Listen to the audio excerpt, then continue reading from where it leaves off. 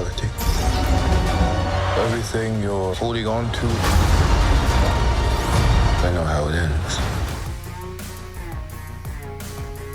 Hey, welcome back to ScreenCrush. I'm Ryan Airy. Alright, a while back, Marvel Studios dropped some huge footage from Ant-Man and the Wasp Quantumania at CCXP. It's revealed that Kang the Conqueror is trapped in the quantum realm, like we theorized, and for some reason he needs Scott Lang's help to find some mysterious artifact to escape the realm. So this is very interesting because this reveals some major plot points about Kang in Quantumania and what we can expect in Kang Dynasty and in the Secret Wars. So what is this artifact that Kang needs, and why is Ant-Man of all people the one person who can help Kang the Conqueror? We think we figured it all out, and if we're right, this will mean that Scott Lang is one of the most important people in the entire multiverse. You're out of your league, Ant-Man. Alright, let's start by explaining the footage that Marvel presented in CCXP in Brazil. They showed two scenes from the movie. One is the opening, and one is a really intense moment between Scott and Kang. The opening scene shows that after Endgame, Scott and Hope are now big celebrities. Scott wrote a book about his heroics, and Hope solved the housing crisis with PEM particles. Not totally sure how though. Like, does that mean that she shrunk all the houses or all the people? What is this? A center for ants?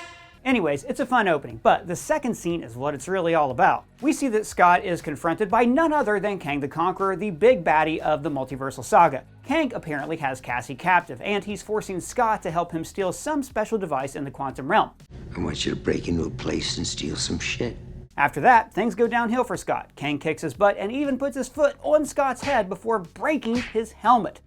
Kang ain't messing around. No, he's not. Okay, so there's so much to unpack about all of this. What is this device that Kang needs? And of all the people in the multiverse, why does he need Ant-Man's help? Well, I guess he needs Scott because this is an Ant-Man movie. It's my movie, my superhero movie. It's all about me, yeah, it's all about me. But in universe, Scott has a much bigger significance to the multiverse than you might think. So why is Ant-Man so important? Well, Doug, that's because Scott discovered time travel, technically. Sure, Tony was the one who actually figured it out and actually built the damn time machine, but Scott is the one who discovered that the quantum realm is the key to unlocking time travel. I got stuck in there. Sorry, that must have been a very long 5 years. Yeah, but that's just it. It wasn't. For me, it was 5 hours. If not for Scott, Tony would never have been able to create time travel technology, and the dusted would have remained dusted, meaning that Scott represents an absolute point in time. Is an absolute point in time. Absolute.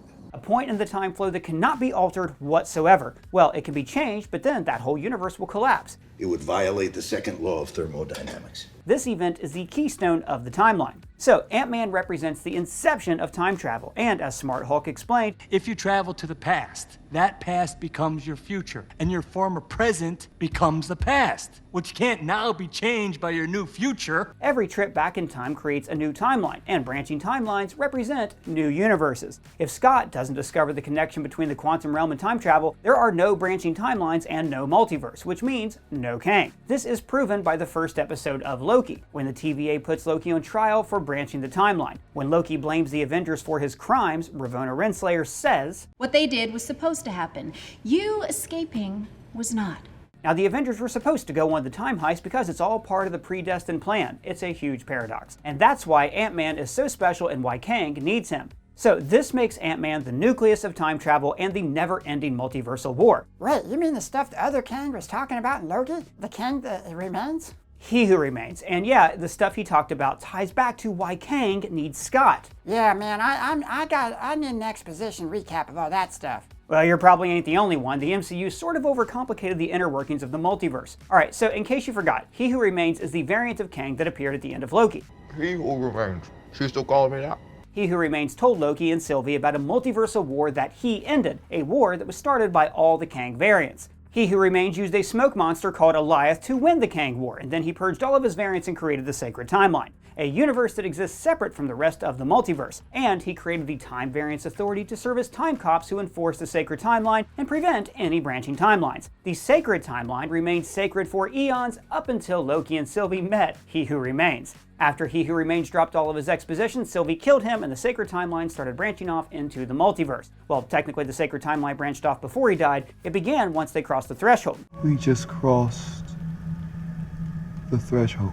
something that wasn't explained yet, but it's a point in time where even He Who Remains didn't know what was going to happen next. And he had a script for literally everything that happened and will happen. And now, Kang and his variants once again will threaten all of reality, and they will start another multiversal war. And this is because the multiverse is stuck in a paradox, a closed loop. In every cycle, the Kang variants start the war, and then, before reality collapses, He Who Remains prunes all the Kangs and creates the sacred timeline. You plunge your blade in my chest, and an infinite amount of me start another multiversal war, and I just end up right back here anyways. And based on the latest Ant-Man trailer from Brazil Comic-Con, Kang is aware of this multiversal paradox. Your reality.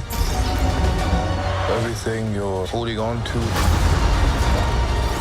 I know how it ends. Loki Season 1 ends with Kang taking over the TVA. Now look, it is unclear if it's the same Kang from Quantumania or if it's some other variant, but I assume it is the Kang, and that means that he's now in control of the whole timeline. And like He Who Remains, Kang is able to see the future, and that's how he knows how his story ends. That Kang in the quantum realm is a survivor of a previous multiversal war. So eons ago, the He Who Remains purged all of his variants in the timeline, but one variant survived, and that's Kang. He escaped into the quantum realm and he hid there all this time. How long have you been here?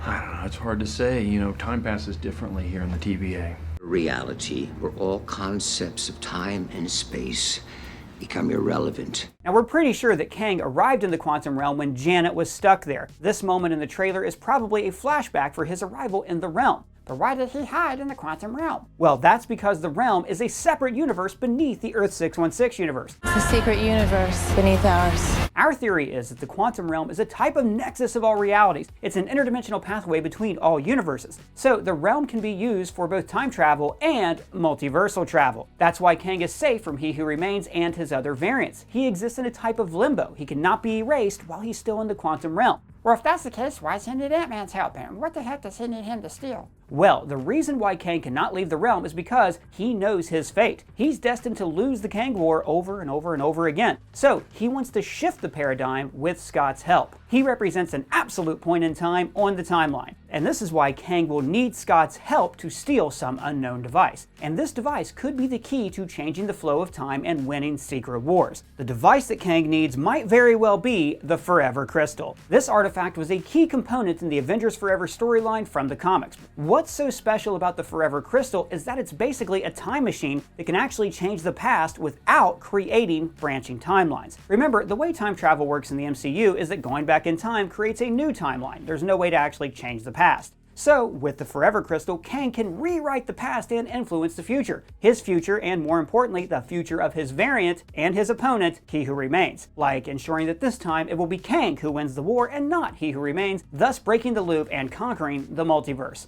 Erased from existence. We believe that the MCU will adapt some of the elements from Avengers Forever, which is also known as the Destiny War. This story focuses on Kang trying to change his destiny. He fought against his future self, who was called Immortus. Immortus was actually working for the Timekeepers, who were real in the comics, to change the future of humanity. To achieve that, he needed the Forever Crystal, and with it, he could erase whole universes and change the flow of time at will. Now, all of this sounds very much like what we're going to get in the MCU. He Who Remains is loosely based on Immortus, and he pretended to be the Timekeepers who were the baddies in the comics. Kang and He Who Remains are locked in a similar, never-ending war through time and the multiverse, so it all fits. So why does he need Ant-Man? Well, another important thing about the Destiny War was Rick Jones, who represented a point in time that Immortus and the Timekeepers needed to change. Same as Scott represents an absolute point in time and that Kang wants to alter it. Now, in the comics, the Forever Crystal is located at the heart of Chronopolis. It's Kang's city and base of operation. The city in the trailers is probably the MCU's version of Chronopolis, but it's doubtful that the Forever Crystal is located in Chronopolis since Kang needs Scott's help to steal it, and he's the only one that can help Kang get it. So, we believe that the Forever Crystal is hidden somewhere deep in the quantum realm. We might actually see a glimpse of it right here.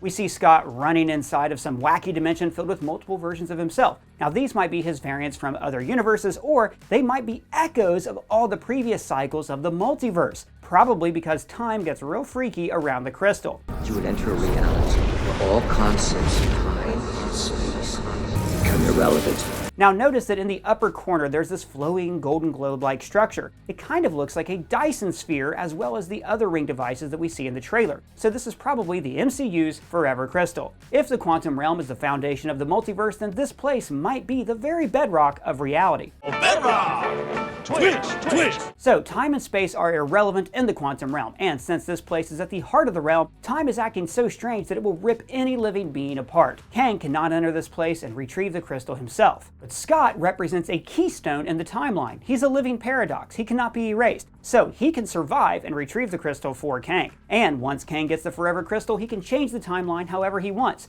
And I assume that Kang will need a serious amount of quantum energy to power the crystal, which might explain this huge ring machine that he's building. Its purpose is probably to absorb quantum energy to power the Forever Crystal and use it to change the timeline. Now this might be an Ant-Man and the Wasp movie, but they're going up against Kang. No way the big bad of the multiversal saga is going to lose in an Ant-Man movie. It's my movie, my superhero movie. They'll be lining up to see a movie all about me. So if Kang is indeed after the Forever Crystal, he's going to get it. And that will be the powerful artifact going into the Kang Dynasty and Secret Wars, just like the Infinity Stones were in the Infinity Saga. And so that's what we think that Kang wants from Ant-Man. But what do you guys think of all this? Is Kang after the Forever Crystal, or is there some other device that he needs Scott's help to steal? Let me know in the comments below or at me on Twitter. And if it's your first time here, please subscribe, smash that bell for alerts. For ScreenCrush, I'm Ryan Airy.